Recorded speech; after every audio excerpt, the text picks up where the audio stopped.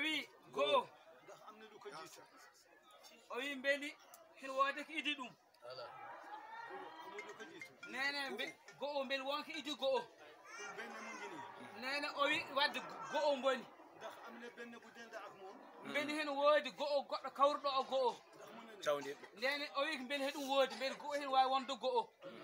wadde woni ɗum wi ko ɗum wawa won li ngeen am yéen benn o wi ko o goto mo dañɗen kër Cheikh na am ko galle Cheikh Sadou dañi ɗum maam borom Tuba am ko galle Cheikh Ahmadou Bamba dañi ɗum Alaaji Malik am ko galle Alhaji Malik dañi ɗum kuru aada kuru diina am ko gori aada ɗe e diine fof dañi ɗum loolu moo nu daal o wi ɗum tan dani men ngeen daluni o wi goɗɗum dalani men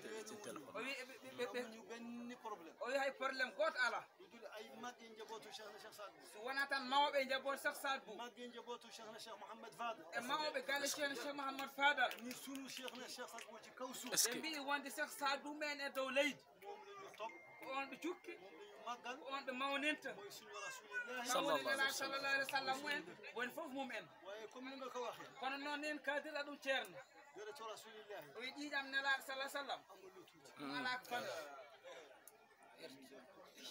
lépp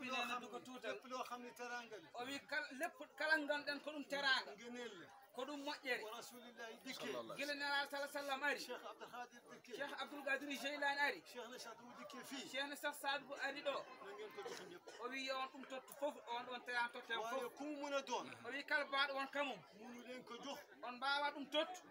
munu jox boppam o wawa tottu hoorem Cheikh na Cheikh Sadou Cheikh na Cheikh Sadou ci kaw suuf a dow lesdi so wona oɗo Cheikh Sadou tagillah so wona oɗo te Sénégal ba mu daj o wi Sénégal ha hawri